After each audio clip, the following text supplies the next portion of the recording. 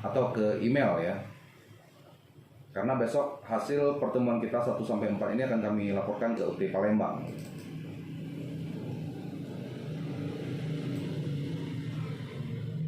Baik Bapak dan Ibu semua, kita masuk ke materi sesi yang keempat kita pada hari ini ya, terkait hukum dan hak asasi manusia. Jadi kita pahami bersama ya, dari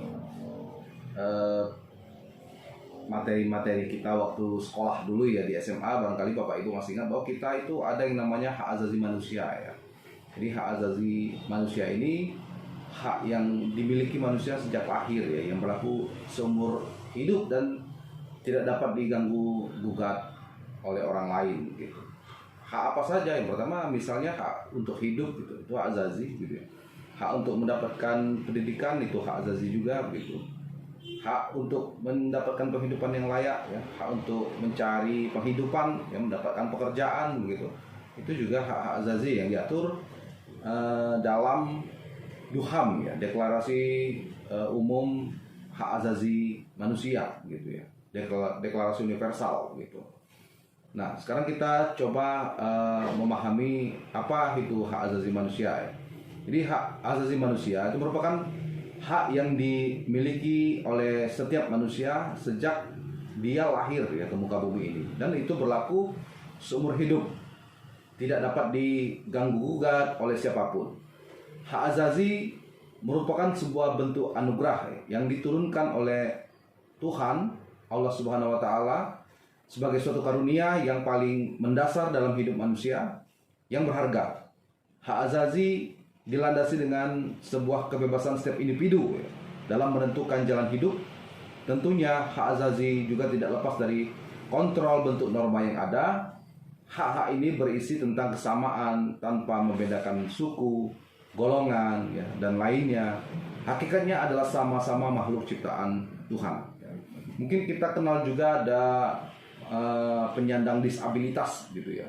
Jadi jangan kita berpikir bahwa orang yang penyandang disabilitas tidak memiliki hak yang sama dengan kita yang hidup normal. Jadi disabilitas juga berhak mendapatkan akses pendidikan. Karena apa? Karena dia memiliki hak asasi untuk mendapatkan pendidikan ya, hak hidup gitu ya, hak untuk mendapatkan pekerjaan ya. Jadi tidak sedikit juga instansi atau lembaga-lembaga yang ada di pemerintahan maupun swasta yang membuka akses untuk penyandang disabilitas ya, untuk mendapatkan pelayanan yang sama di dalam negara begitu. Selanjutnya pengertian tentang hak dan HAM ya. Pengertian hak adalah sesuatu yang mutlak menjadi milik kita. Itu hak ya, dan penggunaannya tergantung pada kita sendiri. Contoh, hak dapat pengajaran atau pendidikan ya. Kemudian hak untuk menyatakan pendapat ya. Hak ketika lahir, manusia secara hakiki telah mempunyai hak dan kewajiban. Tiap manusia mempunyai hak dan kewajiban yang berbeda, tergantung pada misalnya jabatan atau kedudukan dalam masyarakat, atau kembali kepada profesi kita masing-masing ya. Nah, Bertens ya, dalam bukunya Etika memaparkan bahwa dalam pemikiran Romawi kuno, kata ius atau hak hanya menunjukkan hukum dalam arti objektif ya. Artinya adalah hak dilihat sebagai keseluruhan undang-undang, aturan, dan lembaga yang mengatur kehidupan masyarakat demi kepentingan umum ya. Hukum dalam arti law, bukan dalam arti right gitu. Pada akhir abad pertengahan, ius dalam arti subjektif bukan benda yang dimiliki oleh seseorang, yaitu kesanggupan seseorang untuk sesuka hati menguasai sesuatu atau melakukan sesuatu. Akhirnya hak pada saat itu merupakan hak subjektif, yaitu pantulan dari hukum yang dalam arti objektif. Hak dan kewajiban ini mempunyai hubungan yang sangat erat sekali. Hak dituntut, di satu sisi kewajiban juga harus dilaksanakan ya. Bisa jadi mungkin sebagai seorang pekerja kita dituntut ya untuk melaksanakan tugas di kantor gitu ya, baik itu pemerintahan maupun swasta. Di samping hak ya, kewajiban yang diberikan oleh instansi tempat kita bekerja. Instansi tempat kita bekerja juga memberikan hak-hak untuk kita sebagai pegawai atau karyawan ya. Gitu. Nah, ini harus ada keseimbangan antara hak dan kewajiban.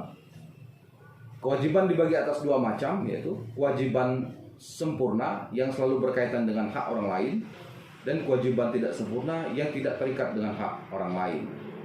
Kewajiban sempurna mempunyai dasar keadilan, sedangkan kewajiban tidak sempurna berdasarkan moral.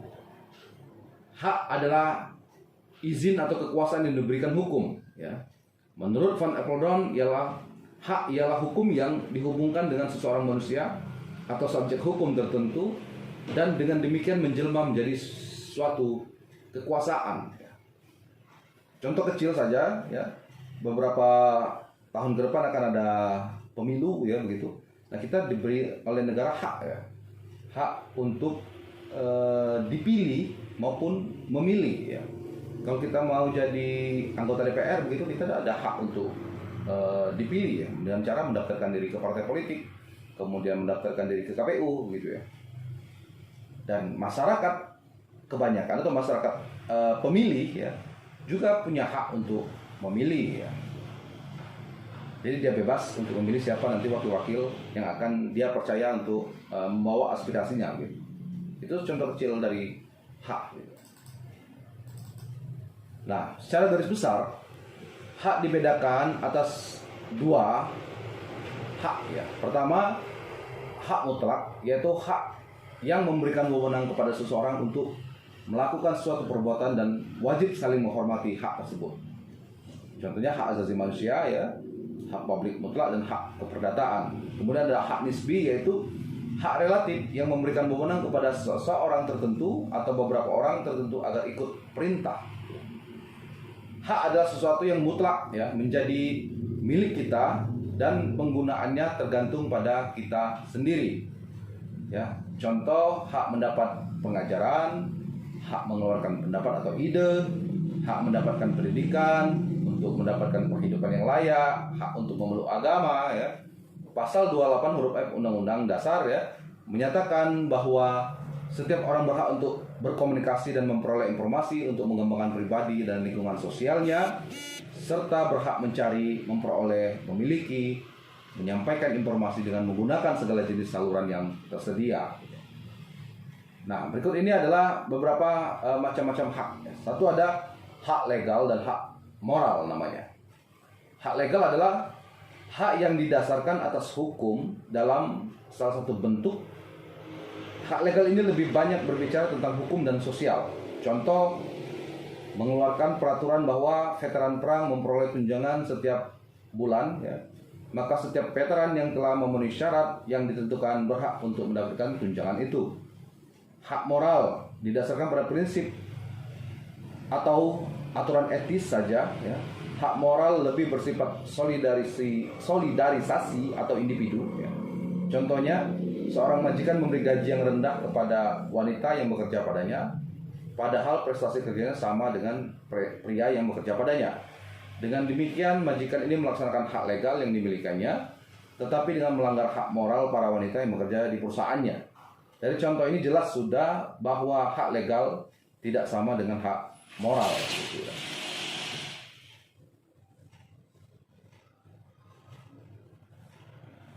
Kemudian yang kedua, ada yang disebut dengan hak positif dan hak negatif, ya. Hak negatif adalah suatu hak jika saya bebas untuk melakukan sesuatu atau memiliki sesuatu, dalam arti orang lain tidak boleh menghindari atau menghalangi saya untuk melakukan atau memiliki hal itu. Contoh, hak atas kehidupan dan hak mengemukakan pendapat, ya. Jadi kita punya hak untuk berpendapat, ya, dalam arti yang positif dan konstruktif, ya, dalam arti yang dapat dipertanggungjawabkan, ya. Jadi hak untuk menyatakan pendapat berbeda dengan fitnah, ya, berbeda dengan ghibah, gitu ya, berbeda. Jadi hak mengungkapkan pendapat itu dalam konteks yang positif, ya. Jadi misalnya dalam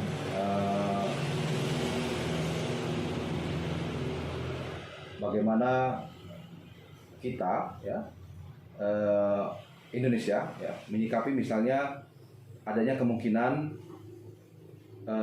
perang gitu dengan Australia misalnya begitu. Kita bisa mengungkapkan pendapat, memberi masukan kepada pemerintah gitu.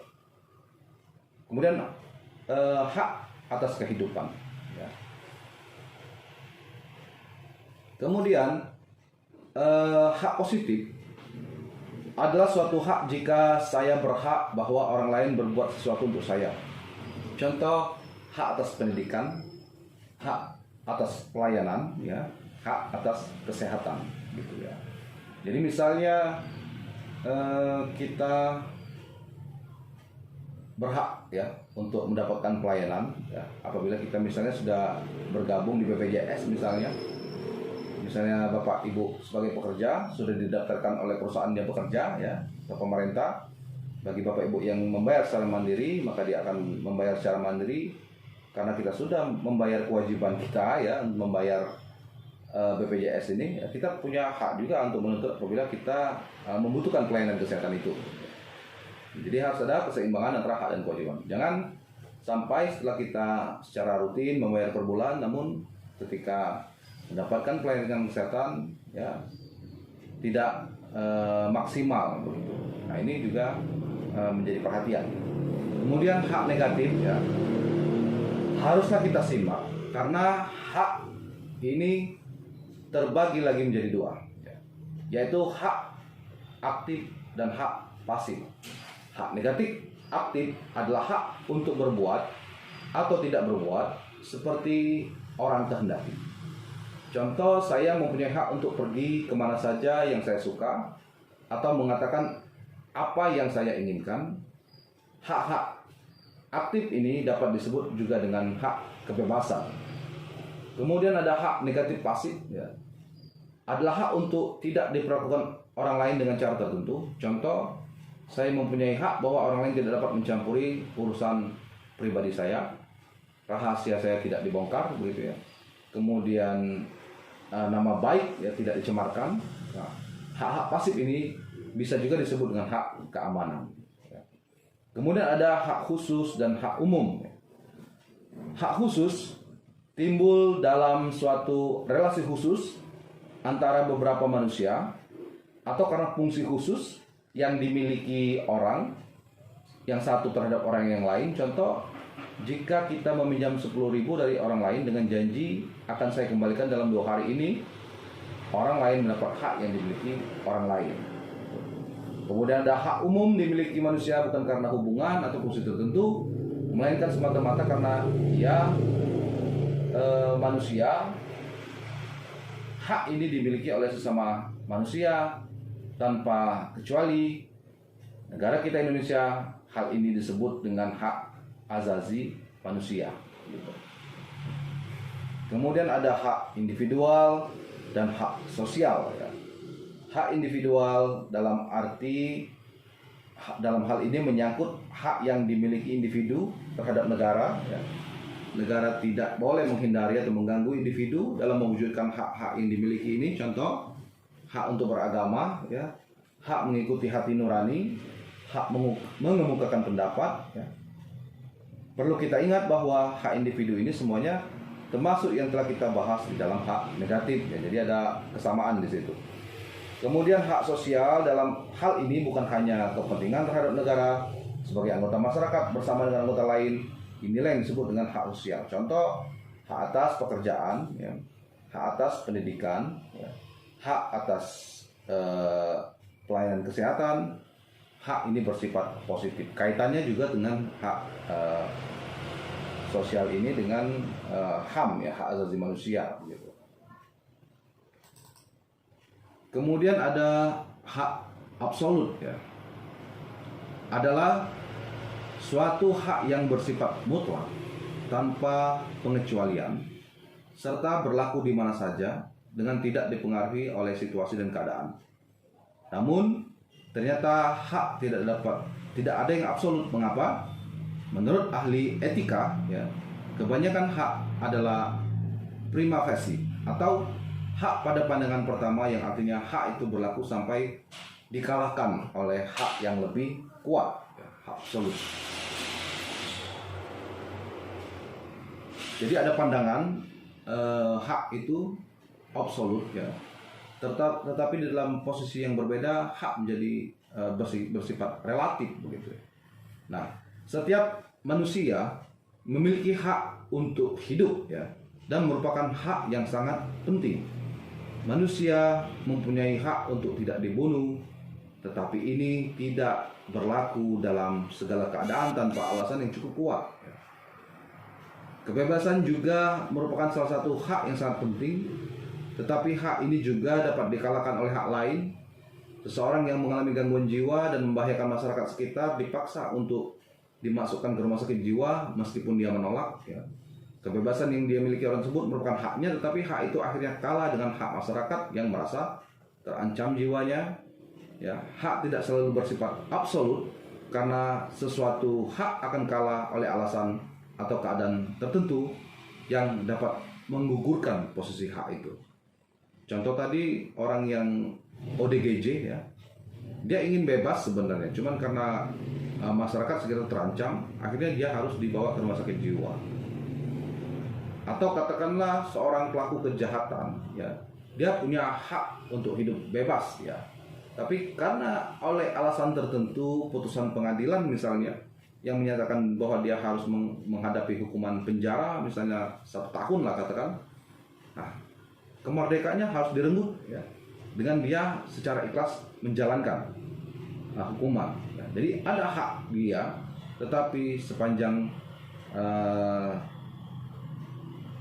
ada hal-hal yang tidak menggugurkannya, dia bisa mendapatkan haknya, kecuali ada hak lain yang lebih kuat yang menggugurkannya. Contoh tadi hak untuk mendapatkan hidup yang bebas ya, cuman karena dia adalah pelaku kejahatan, akhirnya ada hak negara juga untuk menghukumnya gitu. Atau misalnya seorang pelaku tindak pidana extraordinary crime misalnya, kejahatan luar biasa, narkoba kah itu, terorisme kah itu misalnya, yang akhirnya dia dihukum mati oleh vonis pengadilan begitu ya. Nah, si A tadi, pelaku kejahatan tadi, dia punya hak untuk hidup ya. Dia tidak boleh hak hidupnya ini diganggu oleh orang lain. Tapi ada hak yang lebih kuat yang akhirnya menggugurkan hak dia, yaitu hak negara untuk memberikan sanksi karena dia adalah salah satu pelaku extraordinary crime misalnya begitu. Itu sebagai contoh ya. Kemudian kita lanjut ke pengertian hak azazi manusia. HAM adalah hak yang dimiliki setiap manusia